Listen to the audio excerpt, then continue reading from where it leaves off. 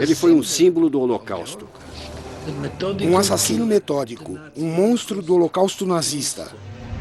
Eichmann foi diretamente responsável pelo assassinato de 6 milhões de judeus. O Mossad recebeu informações que ele estava vivendo em Buenos Aires. Tínhamos certeza de que aquele homem era Adolf Eichmann. Os agentes do Mossad estavam correndo um terrível risco pessoal nessa operação.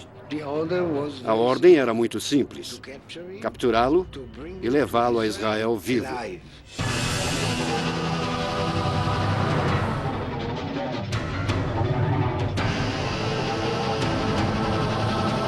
Caçadores de nazistas na América Latina, episódio 2. Adolf Eichmann.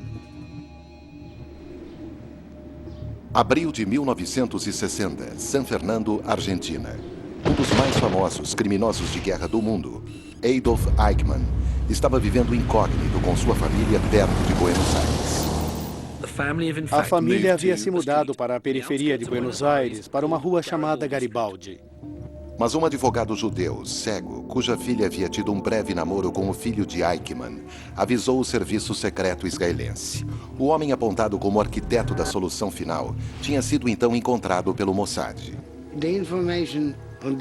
A informação era de que ele estava na Argentina, usando o nome Ricardo Clement, e vivia em San Fernando, subúrbio de Buenos Aires, em uma casa isolada. Por que estávamos tão céticos? Na casa não havia eletricidade, água, nada, e nos perguntamos, por que um homem como Eichmann iria para um buraco daqueles? Os agentes do Mossad achavam que Eichmann, tenente-coronel da SS, assassino de 6 milhões de judeus, não iria querer viver num bangalô tão modesto. Era impossível. Tínhamos certeza de que devia ser o homem errado. Não era o Eichmann, era outro homem.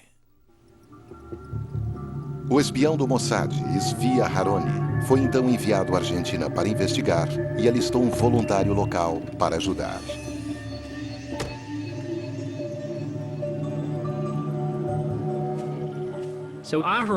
Zvi Aharoni tomou atitudes extraordinárias. Mandou um de seus rapazes até a casa para dizer que queriam comprar um terreno vizinho. Escondemos a câmera em uma mala para que ele não a visse. Bastava apertar certos botões na alça e as fotografias eram tiradas. Dava para tirar fotos e o homem não sabia que estava sendo fotografado. E foi assim que tiramos essas fotografias. Ele tirou as fotos do homem que pensava ser Eichmann, olhou e comparou com antigos retratos de Eichmann.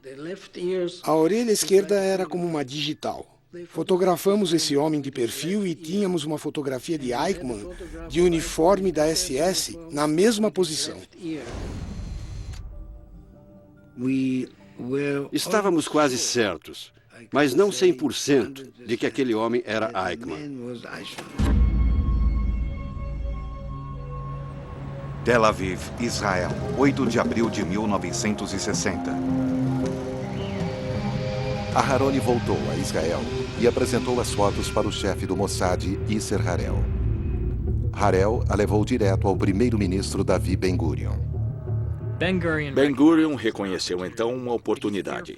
Ele estava temendo que a juventude israelense esquecesse o que houve aos judeus e que o mundo também esquecesse.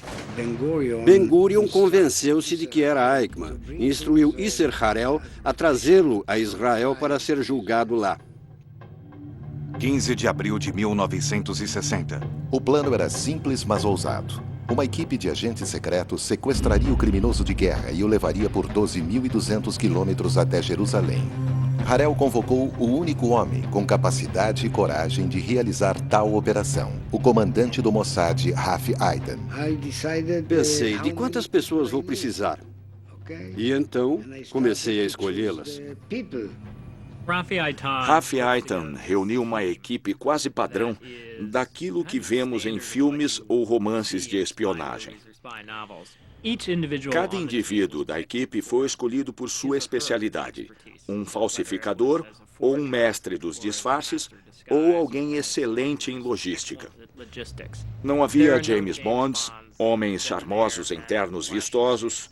Eram homens comuns que jamais se destacariam na multidão e por isso eram tão bons. Para os agentes, a missão era pessoal. Adolf Eichmann era o homem que fazia os trens nazistas da morte saírem na hora. Ele era o homem que tinha ajudado a enviar milhões de judeus de toda a Europa ocupada às câmaras de gás. Eichmann era tido como o arquiteto da solução final e era muito bom no que fazia. Os pais de muitos dos agentes foram mortos essencialmente pelas mãos daquele homem. Era um nazista fanático, intenso, ferozmente eficiente e virulento. Perto do final da guerra, ele disse a um outro nazista que morreria feliz, sabendo que havia matado 6 milhões de judeus.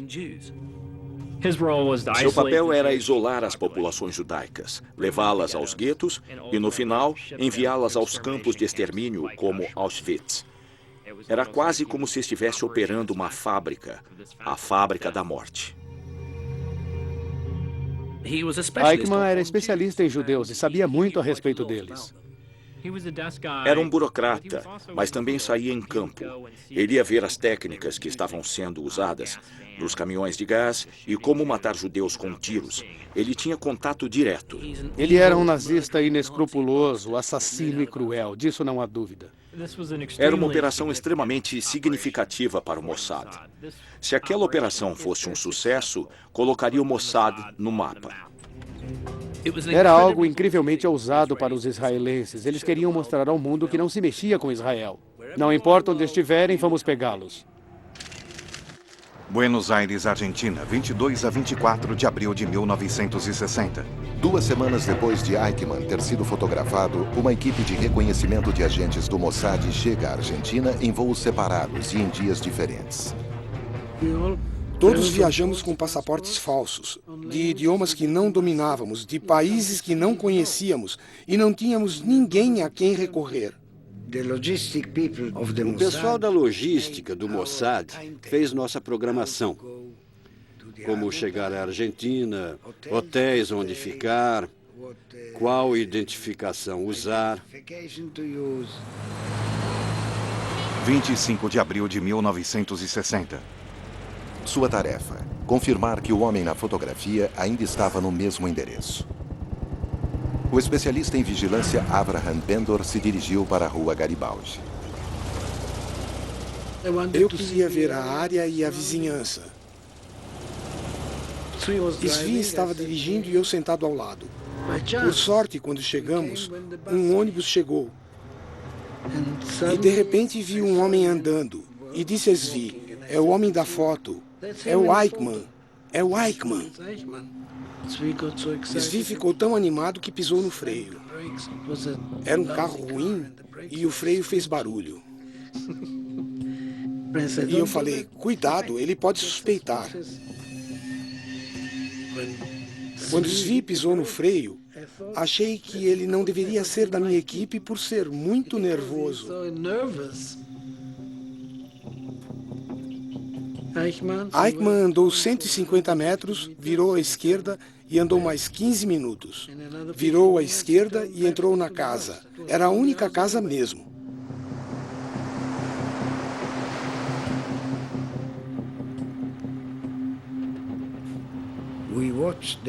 Vigiamos a casa de Eichmann durante dias. Eles começaram a descobrir exatamente o que Eichmann fazia. A que horas acordava, a que horas saía para o trabalho, que ônibus tomava, quanto tempo ficava no trabalho, quando voltava para casa, o que fazia ao chegar e quando as luzes se apagavam à noite. 27 de abril de 1960. Uma única palavra foi enviada por telex ao quartel-general do Mossad em Israel. Cenoura era o código que dizia várias coisas. 1. Encontramos o homem que estava na foto que Zvi levara. 2. Que a situação em campo possibilitava fazer uma operação de sequestro. 3. Continuaríamos a vigiar a casa. Em Jerusalém, o chefe do Mossad deu luz verde para a Operação Eichmann. Capturar o homem que organizou o genocídio dos judeus europeus e levá-lo a Israel para ser julgado por seus crimes.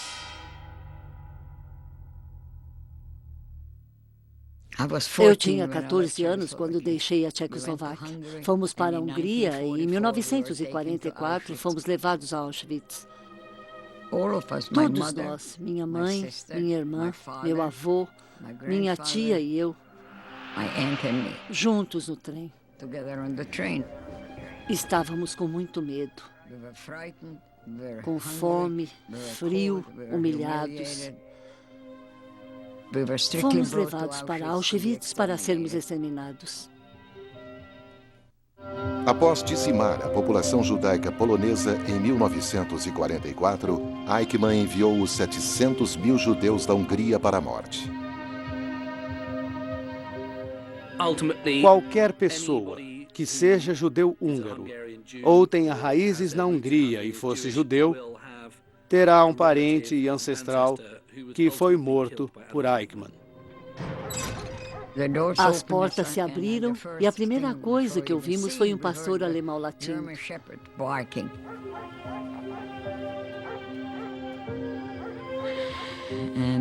E eu não acreditava. Lá estávamos nós, naquele local horrível.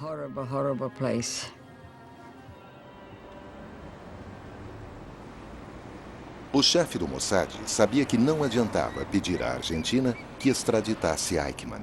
Isso levaria o nazista a se esconder. 4 de maio de 1960.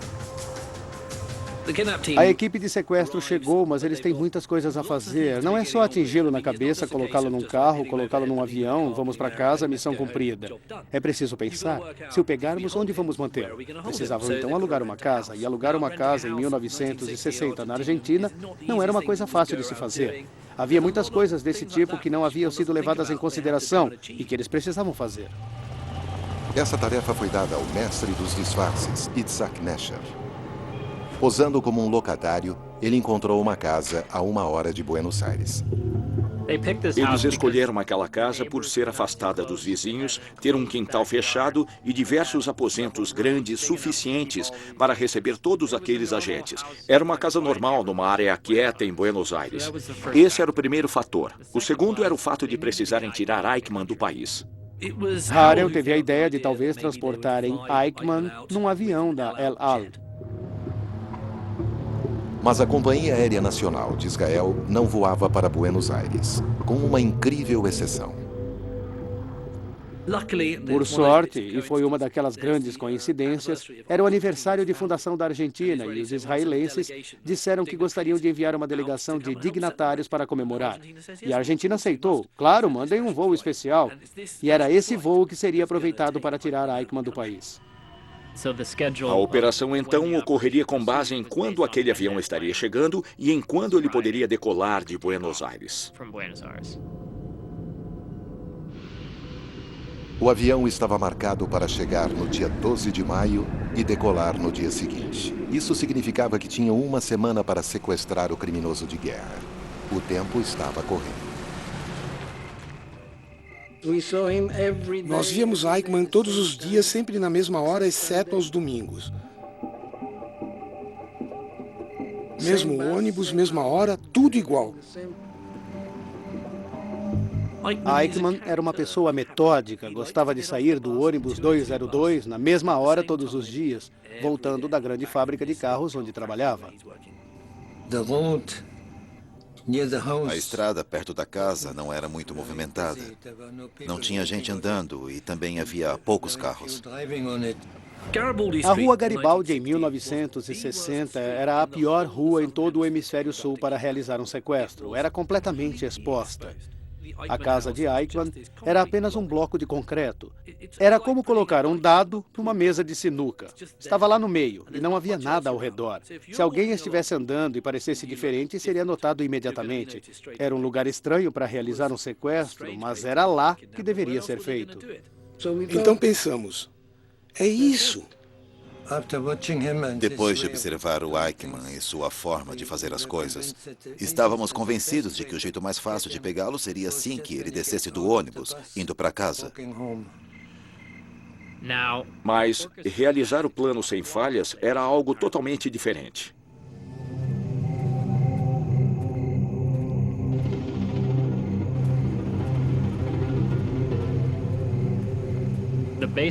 O plano básico era, quando Eichmann descesse do ônibus ao voltar do trabalho à noite, assim que virasse a esquina para entrar na estradinha que levava para sua casa, seria pego.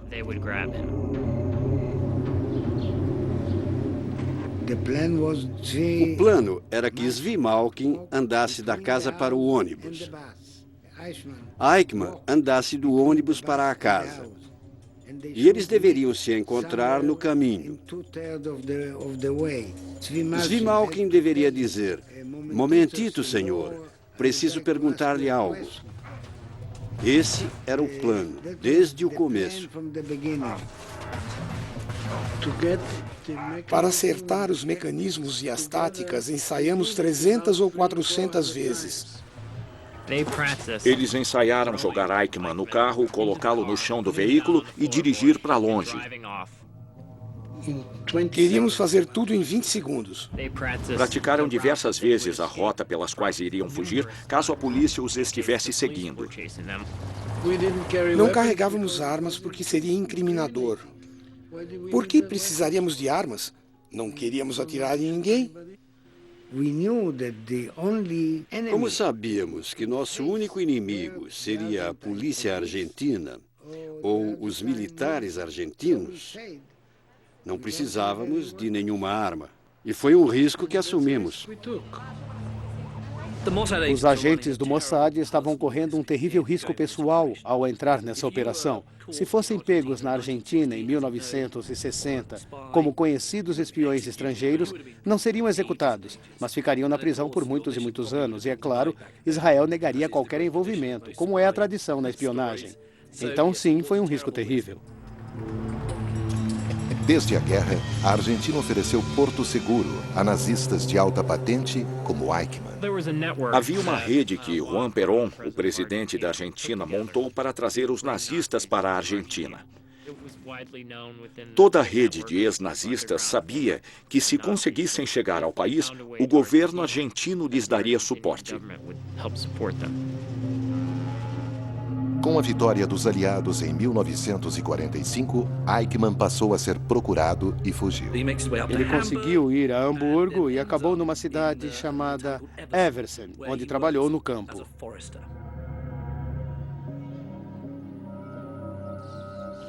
Lá ele encontrou um antigo guia nazista que orientava como criar galinhas. Mas em 1950, temendo ser capturado, simpatizantes nazistas na Igreja Católica ajudaram a organizar a passagem de Eichmann para a América do Sul, partindo do porto de Gênova, sob o nome de Ricardo Clement. A rota que ele usou era uma rota de fuga muito conhecida. Algumas pessoas até a chamavam de Caminho dos Ratos. Eichmann recebeu toda a documentação de que precisava, como visto de entrada na Argentina, visto de saída da Itália e assim por diante. Eichmann foi de navio na terceira classe tentar uma nova vida naquele país da América do Sul. Eichmann não era o único nazista importante a acabar na Argentina. Havia quase uma grande quantidade de nazistas indo para lá. Alguns deles levaram algum dinheiro, mas a maioria levou conhecimento técnico. O antigo oficial da SS tentou diversos negócios, desde cuidar de uma lavanderia até criar coelhos. Em nenhum foi bem sucedido. Arrumou um emprego fixo em uma fábrica da Mercedes-Benz.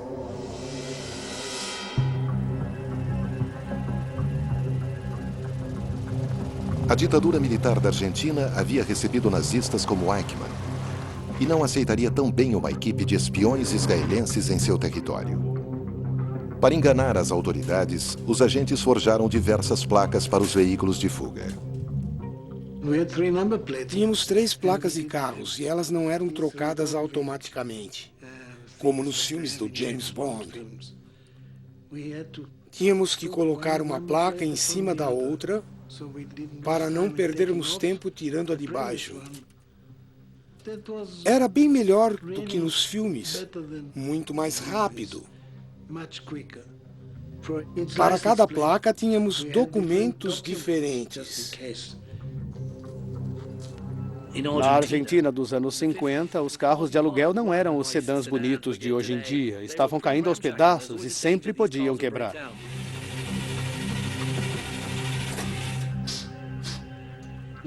Os carros estavam em péssimas condições, todos eles. Precisamos até empurrar um deles.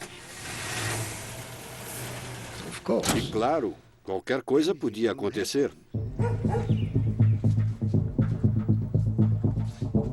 A Operação Eichmann estava a todo vapor. Assim que Eichmann se escondeu após a guerra, sempre se preocupou em ser encontrado. Estava constantemente preocupado sobre se alguém o seguia, se tinha alguém vindo atrás dele.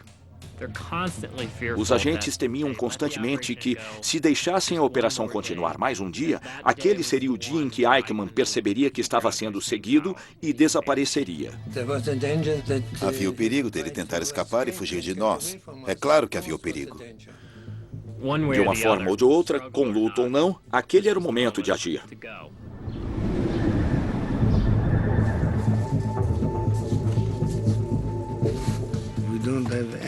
Não tínhamos nenhuma comunicação. Sem comunicação, sem armas, pode-se dizer que foi uma operação primitiva. Mas, às vezes, uma operação primitiva funciona melhor que as outras. 11 de maio de 1960. O sequestro de Eichmann está em andamento. Os agentes do Mossad chegaram no escuro, cerca de 30 minutos antes que Eichmann voltasse do trabalho para deixarem os carros preparados. Eles tinham 2 carros, um para capturá-lo e outro para servir não apenas como reserva, mas como carro de interferência caso estivessem sendo perseguidos pela polícia. Havia 4 agentes no carro da frente. Era a equipe do sequestro. Eles iam pegá-lo. Eles iriam sair do carro e ficariam mexendo no motor. Era a tática clássica. Usar um carro quebrado para ficar de vigia. E ficaram esperando.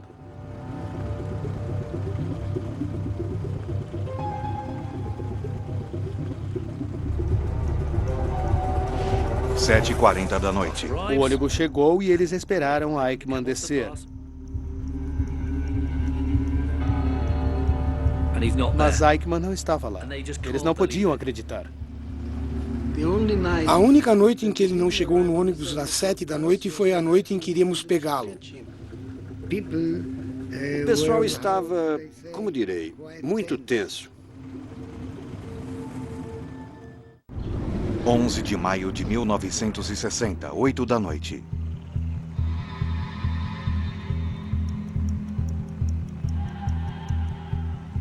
Toda noite, Eichmann esteve no mesmo ônibus e na noite do sequestro ele não estava. Os agentes esperaram e esperaram e nada do nazista. Depois de 20 minutos a meia hora, o grupo começa a ficar nervoso. Algumas bicicletas e também alguns homens passaram e perguntaram alguma coisa. O pessoal ficou tenso. Zvi Aharoni perguntou: "E então, vamos embora?" E eu disse: "Não, vamos ficar." E é bom lembrar que, sendo a Rua Garibaldi um lugar vazio e desolado, a presença deles ali estava ficando óbvia. Então, de repente, veio outro ônibus. 8h05 da noite. E dele saiu a inconfundível figura baixa de 1,73 m. O homem baixo andando era Eichmann, sem sombra de dúvida. Vimos Eichmann vindo e aí a operação começou. Quando ele veio com a lanterna, eu o ceguei com os faróis, para que ele não visse o outro carro. Ele estava indo na direção dos agentes e um deles, Malkin, cujo conhecimento de espanhol se resumia a um momento ou um momentinho. Malkin se dirige a ele e diz: "Um momentito, senhor, eu gostaria de fazer uma pergunta." Tentando fazer com que Eichmann o visse, ele disse isso. Mas Eichmann mostrou estar com medo. Ele colocou a mão no bolso e os agentes acharam que ele tinha uma arma. Malkin então pulou nele e o pegou pelo pescoço, ao invés de tapar sua boca. Tentou segurar a mão de Eichmann no bolso e o nazista começou a gritar. Ele começou a gritar e eu fiz bastante barulho com o motor para abafar os gritos. Naquele momento, Malkin agarrou Eichmann e eles lutaram, até que caíram numa vala. Nós pulamos nele, pegamos pelas pernas, barriga, cabeça e o colocamos no carro. E disseram para ele ficar quieto. Essa foi a primeira ordem que Eichmann jamais recebeu de um judeu. Moshe Tavor foi imediatamente para a frente. Zvi Aharoni já estava no carro com o motor funcionando. E eu estava atrás, com a cabeça de Eichmann no meu joelho. Nós o cobrimos com o cobertor. E então Zvi Aharoni disse a ele em alemão: "Se quiser viver, fique quieto." E também disse: Precisa cooperar conosco, senão vamos matá-lo agora. E o Eichmann disse uma frase em alemão que significava: já me rendi ao meu destino.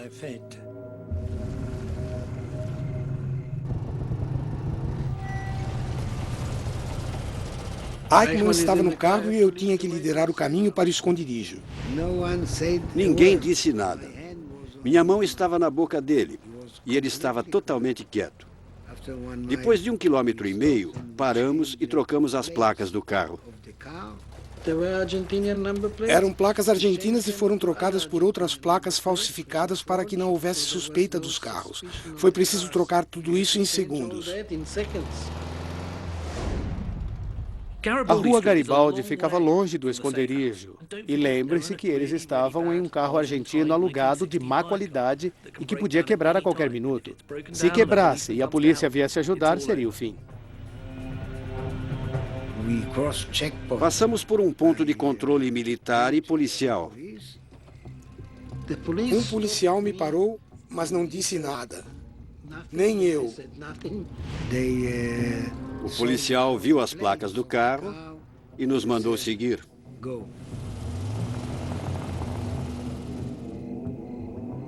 Foi um trajeto nervoso, mas finalmente eles conseguiram chegar ao esconderijo e o levaram para dentro. Colocamos óculos vendados em seu rosto para que ele não visse ninguém e não pudesse se lembrar de ninguém. Não podíamos falar nenhuma sílaba. Não falamos com ele. Ele tampouco falou conosco. Tiramos as roupas dele para verificar se não carregava nenhuma arma ou lâmina para se matar. Ele foi examinado por um médico que fazia parte da equipe para confirmar se estava bem do coração. É muito estressante ser sequestrado. E eles precisavam fazer uma coisa, estavam 90% certos de terem pego o Eichmann, mas não estavam 100%. E precisavam então verificar se não estavam sequestrando o homem errado. Antes de irmos para a Argentina, estudamos a pasta da SS que tínhamos em nosso arquivo. Sabíamos as medidas de Eichmann, suas cicatrizes faciais, essas coisas. E tudo isso nos ajudou a identificá-lo antes de interrogá-lo. 9h15 da noite. Um dos agentes recebeu a missão de interrogar Eichmann para estabelecer exatamente quem ele era, o que andou fazendo e assim por diante. Perguntei a ele qual é o seu nome e ele disse Ricardo Clement. E esse é seu nome verdadeiro? E ele se recusou a responder.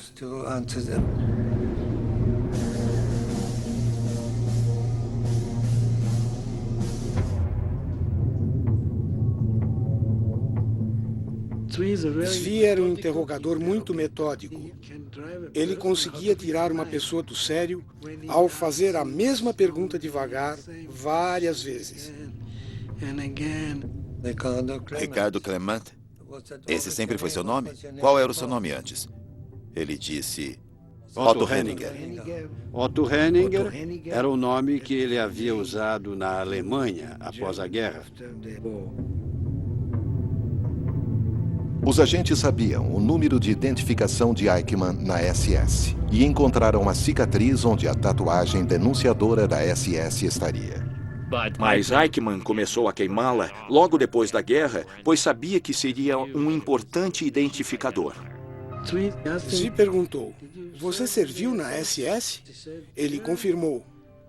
E qual era seu número lá? Ele disse o número correto de Eichmann, então não poderia dizer que era Otto Henninger se sabia o número correto de Adolf Eichmann. Ele não era um gênio, cometeu um erro. E Eichmann soube então que a farsa tinha acabado. Em 10 ou 15 minutos, o nazista admitiu ser Adolf Eichmann. Estávamos muito felizes, é claro, por definitivamente ser ele o homem certo, porque até aquele momento não tínhamos certeza absoluta. Perguntei a ele se havia tido algum papel no Holocausto ou como esteve envolvido. E é claro, ele negou tudo. Negou tudo. Seria de se esperar que um monstro como Eichmann tivesse uma presença física muito mais impressionante, mas era um homenzinho um tanto patético.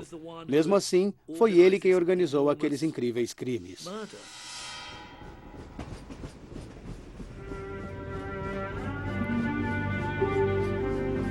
Odeio trens. E quando ouço esse som, sou imediatamente transportada de volta a 1944 e à viagem a Auschwitz. Tínhamos que sair do trem. Vimos o soldado ali e vimos que as pessoas estavam de pé na fila. E um ia para a esquerda e um para a direita. Nós fomos para a direita. E os mais velhos foram imediatamente para as câmaras de gás. Não vi mais minha avó. Não a vi indo embora. Eles sempre separavam as famílias. Minha tia e eu de um lado, minha irmã e a mãe do outro. E foi a última vez que as vi. 13 de maio de 1960. A missão havia sido perfeita até ali. O avião israelense especial que tiraria Eichmann do país iria atrasar. A equipe tinha um problema sério em mãos. Estavam presos naquela casa, com aquela figura do mal importante nas mãos e a milhares de quilômetros longe de casa. E aquilo não era nada confortável. Buenos Aires, Argentina, 14 de maio de 1960. Os agentes do Mossad que estavam com Eichmann tinham um sério problema. Pensaram que ficariam no esconderijo por 2 ou 3 dias. Na verdade, o voo especial da El Al seria postergado em até uma semana. Sabíamos que o voo chegaria na Argentina entre o dia 20 e 21 de maio. E não havia muito a fazer até que seu meio de fuga, o avião da El Al, pudesse levá-los de volta a Israel. Esconderijo, terceiro dia. Estavam presos no esconderijo. E como acontece quando pessoas ficam juntas em momentos de grande estresse, alguns dos membros da equipe estavam se provocando. Estavam constantemente preocupados no esconderijo que alguém fosse atrás deles. A polícia, amigos de Eichmann ou, o mais importante, sua família. Sabia-se que a família o estava buscando, tentando encontrá-lo, com diversos amigos deles simpáticos aos nazistas. O risco era definitivamente a comunidade alemã de Buenos Aires. Quanto menos acontece, mais você se preocupa. Rafi era o responsável. Esconderijo, quarto dia.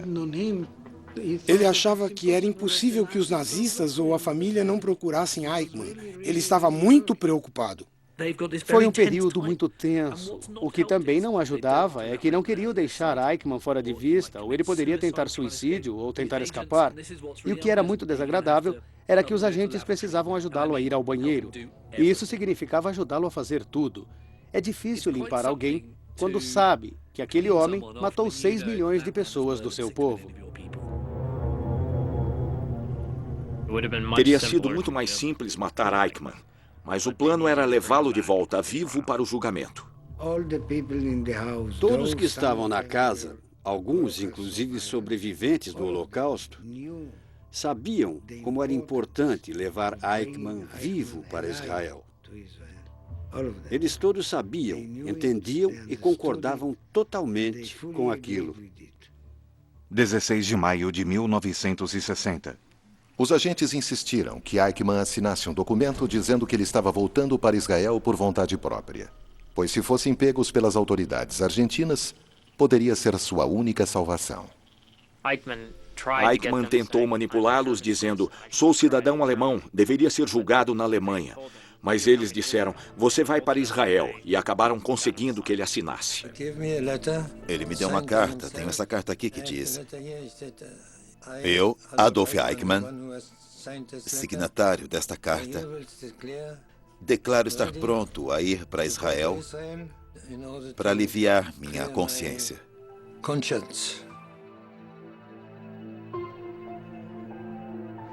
Ele disse que entendia qual era seu destino e que o estava enfrentando. 19 de maio de 1960. 8 dias depois de Eichmann ter sido sequestrado, o avião da El Al, especialmente fretado, finalmente aterrissa em Buenos Aires. 24 horas depois, começa a fase final e mais perigosa da missão. Aeroporto Internacional de Buenos Aires, Argentina. A forma de tirar Eichmann do país neste avião da El Al era espetacularmente brilhante.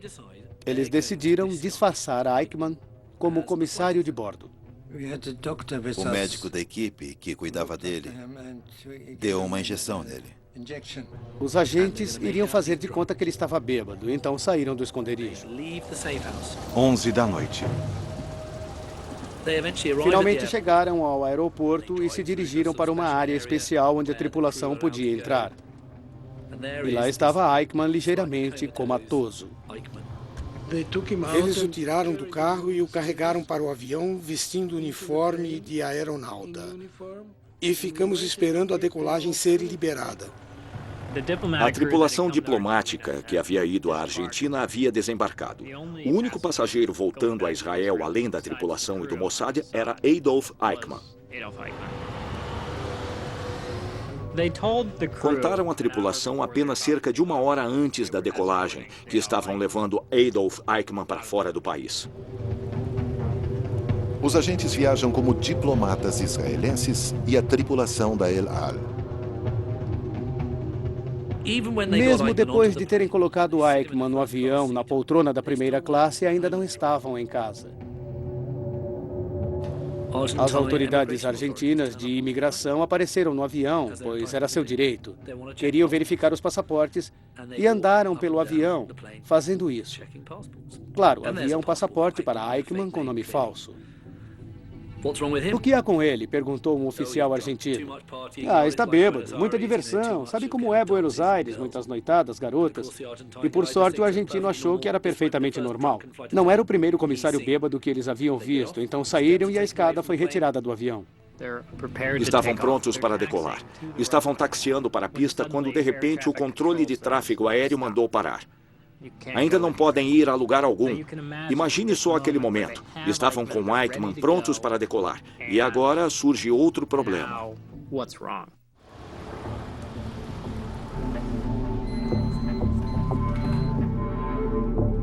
Momentos antes de decolar, o avião que levava Eichmann para Israel foi impedido de decolar.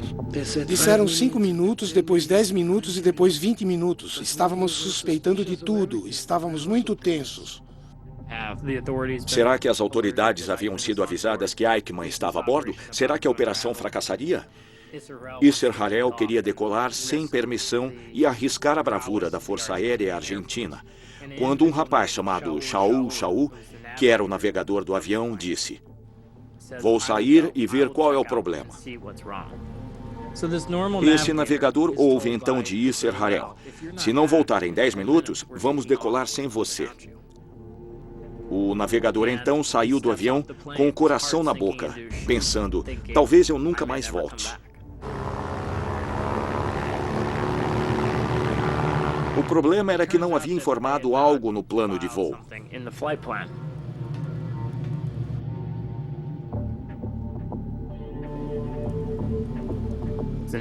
O navegador voltou a tempo ao avião e eles decolaram. Claro, foi um grande alívio e satisfação. Finalmente decolamos e estávamos no ar com Eichmann no avião. O piloto anunciou quando o avião saiu do espaço aéreo argentino. Houve então uma comemoração por haverem conseguido. Mas ainda não estavam em casa. Naquela época, normalmente se voava de Buenos Aires para o norte do Brasil, após reabastecer em Recife, cruzavam o Atlântico até Dakar, na África, onde se reabasteciam, e dali seguiam para Israel. Mas claro que os israelenses não queriam ficar na América do Sul, caso alguém estivesse atrás deles. Tinham então que tentar cruzar o Atlântico até Dakar com apenas um tanque de combustível. Foi arriscado, pois estavam quase no vapor quando aterrissaram.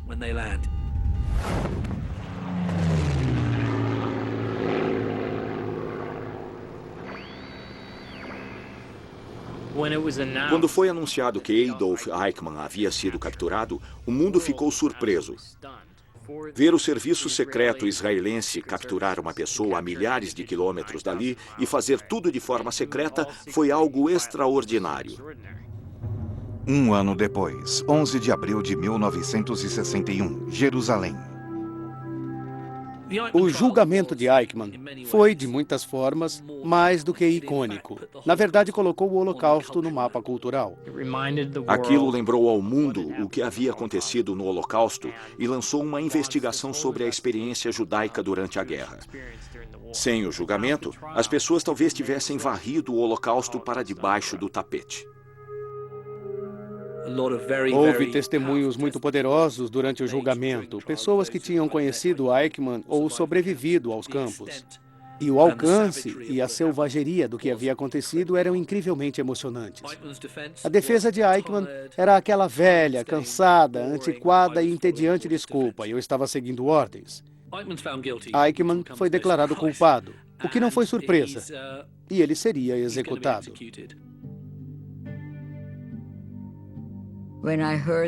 Quando soube que Adolf Eichmann havia finalmente sido capturado e enfrentaria a justiça, fiquei muito satisfeita de ver que ele pagaria pelo que tinha feito.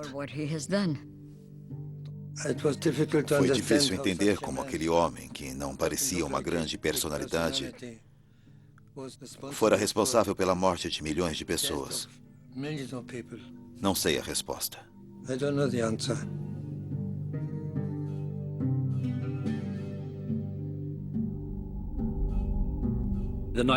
Na véspera de seu enforcamento, ele escreveu cartas para sua família e declarou o quanto amava a Alemanha e que tudo o que fez foi pela sua pátria.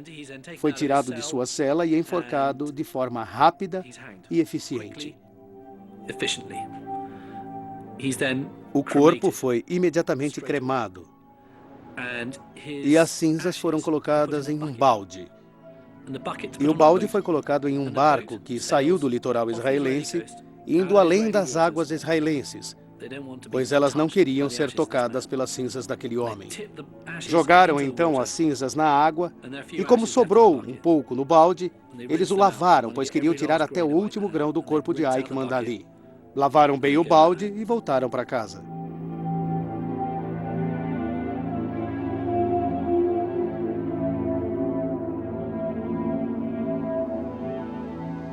O fim foi justo.